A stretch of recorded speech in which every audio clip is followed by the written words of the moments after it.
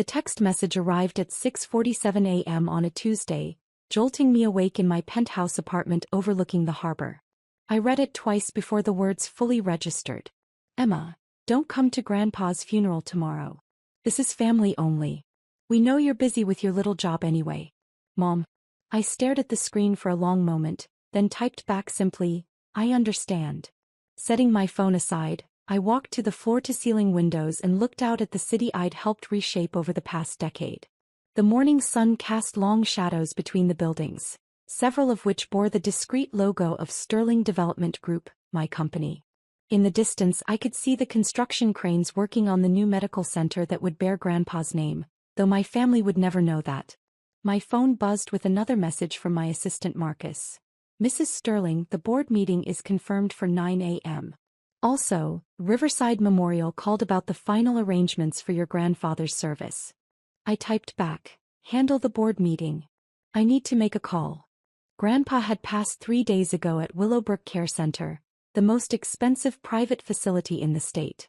For the past 3 years I'd been covering his monthly costs of $18,000, plus all his medical expenses, medications and the round-the-clock private nurses he'd needed after his stroke.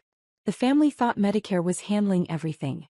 They had no idea that I'd been the one ensuring he had the best possible care, the finest room gourmet meals prepared by a chef, and access to experimental treatments that had given us almost 2 extra years together. I dialed the number for Riverside Memorial, the funeral home where I'd already arranged everything.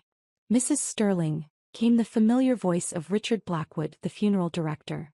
I'm so sorry for your loss. Your grandfather was a remarkable man. Thank you, Richard. I need to ask about the arrangements. Has my family contacted you yet? There was a pause. Yes, ma'am. Your mother called yesterday afternoon. She seemed surprised by some of the details. What did she say? Well, she asked about costs, and when I explained that everything had been prearranged and paid for by Sterling Holdings, she became quite agitated. She insisted there must be some mistake, that no one in the family had those kinds of resources. I closed my eyes. Of course they'd assumed it was a charity case or some kind of error. What did you tell her? I simply confirmed that all arrangements had been made according to your specifications. The viewing tonight, the service tomorrow at St. Michael's Cathedral, the reception at the Harbor Club afterward. She asked me to scale everything back to something more appropriate for their budget. My jaw tightened. And what did you say? I explained that the services were fully paid for and couldn't be changed without authorization from the account holder. She demanded to know who that was, but I told her I couldn't release that information without proper documentation. Good. Stick to that policy. Mrs. Sterling, there's something else. Your mother mentioned that you wouldn't be attending. She said it was family only. The irony wasn't lost on me. The granddaughter who'd spent countless hours at Grandpa's bedside, who'd held his hand during his final moments, who'd listened to his stories and preserved his war medals and photographs, I wasn't considered family enough to attend his funeral.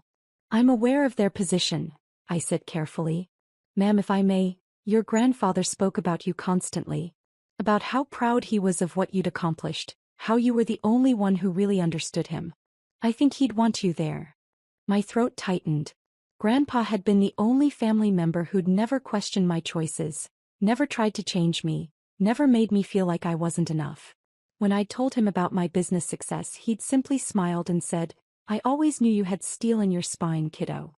Richard, I want you to do me a favor. When my family arrives for the viewing tonight, don't mention my involvement unless they ask directly. Let them think it's an administrative oversight or something. Of course, Mrs. Sterling. Though I have to warn you, when they see the service you've arranged, they're going to have questions. I imagine they will. After hanging up, I spent the morning in back-to-back meetings, reviewing quarterly reports for my real estate empire that now included 12 major commercial developments, 43 residential properties, and a construction company that employed over 800 people. My CFO, Patricia Henley, noticed my distraction. Emma, everything all right? You seem off today. My grandfather's funeral is tomorrow. Oh, I'm so sorry. Do you need to reschedule anything? I hesitated. Actually, I won't be attending. Patricia's eyebrows shot up. What? Why not? Family politics. She stared at me for a moment, then gathered her papers. You know what? Reschedule everything anyway. Take the time you need. Patricia, it's fine. Emma, you've worked every day for the past 5 years except when you had pneumonia, and even then you were answering emails from the hospital. Take the damn day. That evening I found myself driving slowly past St. Michael's Cathedral, where warm lights spilled from the windows. Cars filled the parking lot, more than I'd expected. Grandpa had touched many lives during his 87 years. I parked across the street and sat in my Tesla watching people I recognized file in and out of the building. Neighbors from his old street, members of his veterans group, former co-workers from the factory where he'd worked for 40 years. My phone rang. Richard Blackwood. Mrs. Sterling, I thought you should know. Your family just left the viewing. How did it go? Well, your mother spent most of the time asking everyone if they knew who'd paid for the arrangements. She seemed particularly upset about the flowers. I smiled despite myself. I'd ordered white lilies and red roses, Grandpa's favorites, arranged in a display that probably cost more than most people's monthly rent. She also asked me 3 more times about the costs. When I showed her the itemized bill, she went very quiet. How much did you show her? The total? $47,000 for everything. The viewing, the service, the cathedral rental, the reception, the burial plot, the headstone. She asked if there was payment plan available. My heart ached. $47,000 was less than I spent on a typical business lunch for investors. Mrs. Sterling? Your brother was there too. I think. He kept asking about the military honors ceremony you arranged. What did he say? He wanted to know how we'd gotten approval for the full honor guard from the naval base. I told him it required significant advance planning and connections. Grandpa had served on a destroyer in the Pacific during World War II, but the family had never known the details of his service. I'd spent months working with military historians to piece together his record, discovering that he'd earned 2 Bronze Stars and a Purple Heart. The Navy had been honored to provide full military honors for the service. Richard, did my nephew show up? Danny, the college boy, he was there. Seemed very emotional. He kept talking about how much your grandfather meant to him. Danny was my brother Jake's son, 20 years old and struggling to pay for school. He'd been Grandpa's favorite great-grandchild, and Grandpa had been secretly worried about the boy's future. I'd been anonymously covering Danny's tuition for the past 2 years, but I'd never told Grandpa that. Mrs. Sterling, I have to ask, are you sure about not attending tomorrow? I've arranged for a section to be reserved just in case. I watched an elderly man in a Navy uniform walking slowly toward the cathedral, probably one of Grandpa's old shipmates. I'll think about it. But even as I said it, I knew I wouldn't go.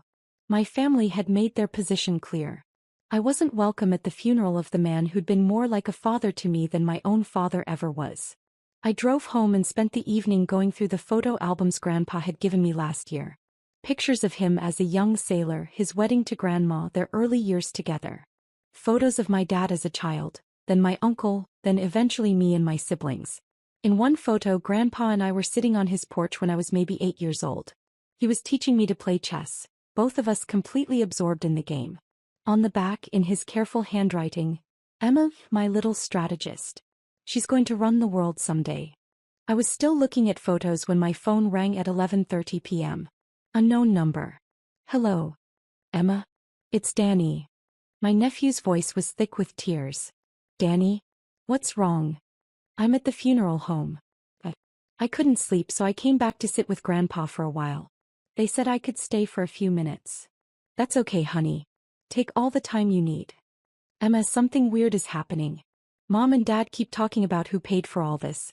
They're saying it doesn't make sense, that someone must have made a mistake. I stayed quiet. The funeral director guy, he showed them some bills. Emma, the flowers alone cost more than Dad makes in a month. And they're saying someone arranged for military honors, which apparently is really expensive and hard to get. Your great-grandfather was a war hero, Danny. He deserved full honors. But who? Emma, did you know Grandpa was in the Navy? Like really in the Navy? Not just regular service. What do you mean? There's a display case here with his medals. Bronze Stars, Emma. And some kind of citation for bravery. I never knew any of this. My throat tightened. I'd spent months tracking down his military records, working with the Veterans Administration to get copies of commendations that had been lost over the decades. Grandpa never talked about the war much. Emma, can I ask you something? Of course. Are you really not coming tomorrow? As I know how much you meant to him. He talked about you all the time. Danny.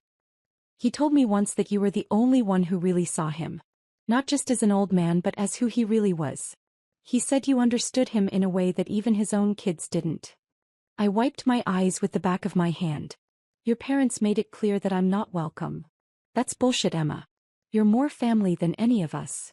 Danny language. I'm 20 years old, I can say bullshit. And I'm right.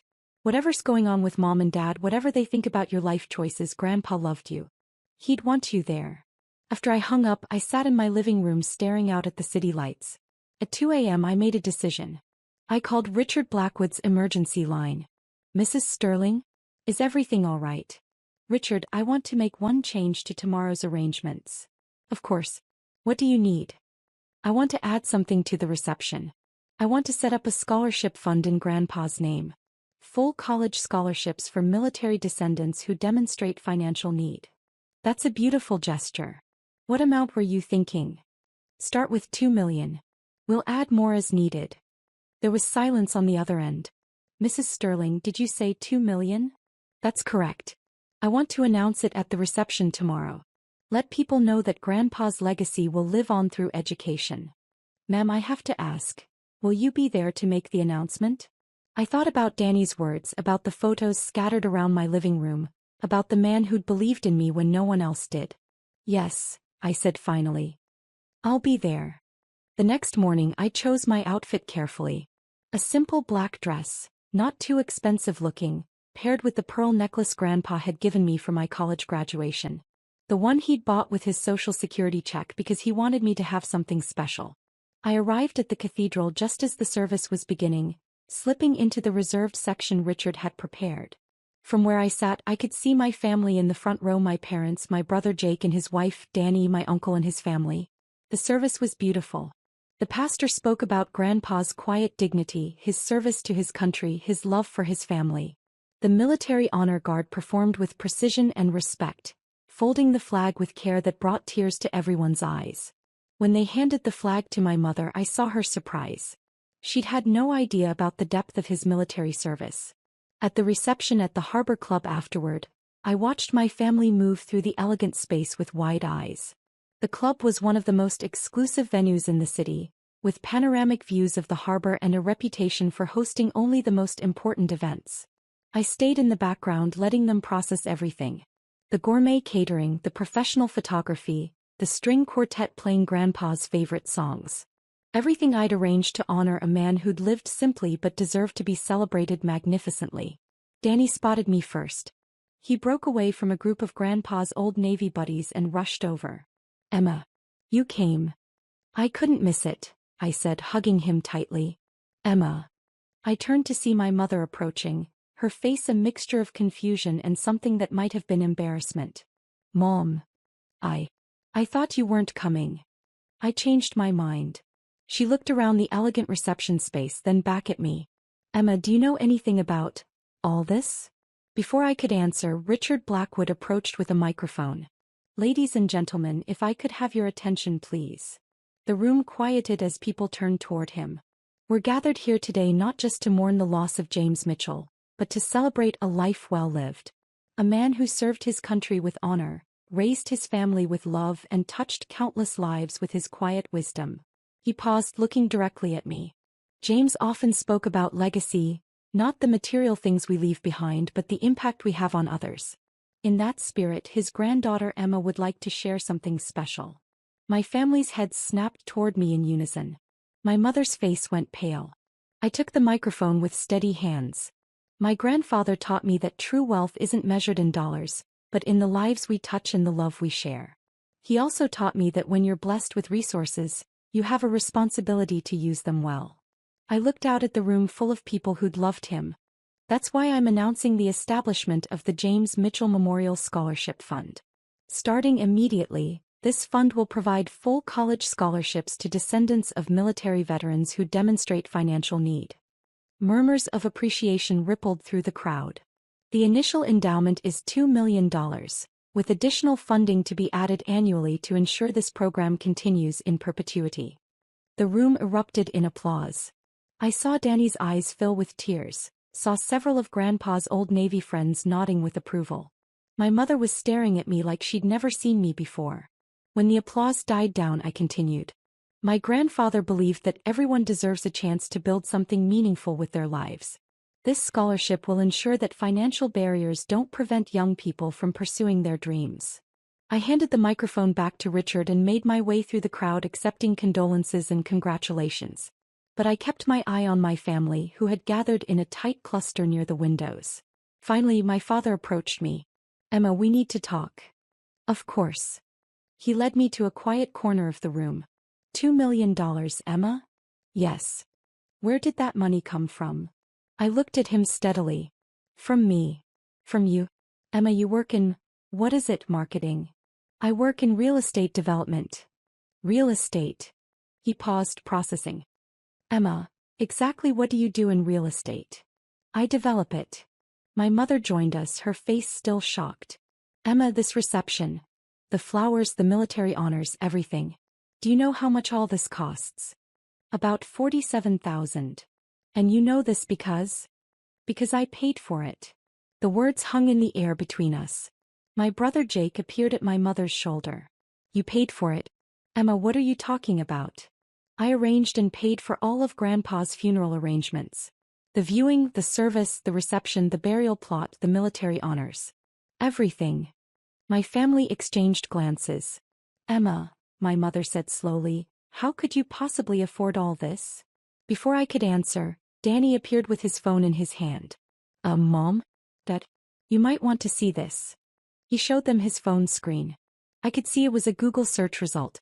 I just looked up Emma Sterling Real Estate Development, and, wow. My mother took the phone, her eyes scanning the screen. Her face went white. Emma Sterling, CEO of Sterling Development Group, she read aloud. Net worth estimated at, Emma, this says $4.2 billion. The silence that followed was deafening. My father's voice was barely a whisper. 4.2 billion? That's just an estimate, I said. Forbes tends to be conservative. Jake grabbed the phone from my mother. Emma, this article says you own half the commercial real estate in the downtown district. It says Sterling Development Group is responsible for the Harborview Towers, the Innovation District, the new medical complex. Among other projects. My mother sank into a nearby chair. The medical complex. The one they're building near Grandpa's old house. The James Mitchell Medical Center, I confirmed. It'll be finished next spring. My father was staring at me like I was a stranger. You named a medical center after your grandfather? He always talked about how the neighborhood needed better healthcare access. The center will provide free and low-cost services to veterans and seniors. Danny was still reading from his phone. Emma, there's an article here from last year about charitable giving. It says you donated over $30 million to various causes. It was a good year. My mother's voice was shaky. Emma, the past 3 years, when Grandpa was at Willowbrook, we thought Medicare was covering everything. Medicare doesn't cover Willowbrook, I said gently. Then how? I covered it. All of it. The monthly fees, the medical expenses, the private nurses, the experimental treatments. The silence stretched uncomfortably. Emma, my father said finally, why didn't you tell us? When you told me my little marketing job wasn't a real career. When you suggested I find a husband to take care of me. When you said I should be more like Jake because he has a stable job. The words landed like physical blows. We never meant. My mother started. Mom, you literally told me yesterday that I wasn't family enough to attend Grandpa's funeral. That's not what we meant. Then what did you mean? My family exchanged helpless glances. Danny broke the tension. Aunt Emma, can I ask you something? Of course. My tuition bills. For the past 2 years there's been this anonymous scholarship covering everything. Dad said it was need-based aid, but the financial aid office always seemed confused about it. I smiled at him. Grandpa was worried about your college costs. He wanted to help but didn't have the resources. So I made sure he didn't have to worry. Danny's eyes filled with tears. You paid for my college. Your grandfather would have if he could. I was just the vehicle. My mother was crying now. Emma, all this time, we thought you were struggling. We thought you needed our help. I never asked for help. But you drive that old Honda, you live in that small apartment. I like my car. And my apartment is perfect for my needs. Jake was scrolling through more articles on Danny's phone. Emma, it says here that you started your company 10 years ago with a $50,000 loan. From Grandpa, I confirmed. He mortgaged his house to give me the seed money. My father's face crumpled. He never told us. He never told you a lot of things. Like how proud he was of what I'd built. Like how he bragged to his friends about his granddaughter who was changing the skyline of the city. Emma, my mother whispered, we're so sorry. For what? For not seeing you. For not understanding what you were doing. For treating you like. Like what? Like you weren't successful. Like you weren't accomplished. Like you weren't. Enough. She nodded, unable to speak. I looked around at my family, really looked at them. My parents who'd worked hard to build middle-class lives and couldn't fathom success beyond their experience. My brother who'd followed the traditional path and assumed it was the only valid one. My nephew who was discovering that his quiet aunt was actually one of the most powerful people in the city. I have a proposition, I said finally. Everyone leaned in. We start over. You learn who I really am and I'll try to understand why you felt the need to protect me from a life you thought was too small. My father's voice was rough with emotion. Emma, I don't know how to make this right. You don't need to make anything right. You need to decide if you want a relationship with me based on who I actually am. My mother reached for my hand. We want that. We want to know you. The real you. I squeezed her hand gently. Then let's start with this. Grandpa knew exactly who I was. He was proud of what I'd built, proud of how I'd used the foundation he gave me. He never once made me feel like I needed to be different or smaller or less than what I was. He was a wise man, my father said quietly. He was. And he loved all of us even when we disappointed him. Danny wiped his eyes. Aunt Emma. Yes. Thank you. For everything. For Grandpa's care, for my school, for this memorial fund. But mostly for being here today even when I wasn't wanted. Even when we were too stupid to know how much we needed you here. I smiled through my own tears. That's what family does, Danny. We show up for each other even when it's hard. As the reception began to wind down, I found myself standing with Richard Blackwood near the windows overlooking the harbor. It was a beautiful service, Mrs. Sterling. Your grandfather would have been proud. I hope so. And the scholarship fund announcement. That was perfect. Very fitting. I watched my family across the room huddled together in deep conversation. Processing, I imagined the reality of who I really was. Richard, I want to add something to Grandpa's headstone. Of course. What would you like? Below his name and dates, I wanted to say. He saw potential where others saw problems, and believed in dreams when others saw only wishes. That's beautiful. It's what he did for me. What he did for everyone he loved. As I prepared to leave, my family approached as a group. Emma, my mother said, would you consider having dinner with us this week? All of us together. I'd like that. And, my father added hesitantly, maybe you could tell us about your work? Really tell us this time. I'd love to. Danny grinned. Can I bring my computer science textbooks?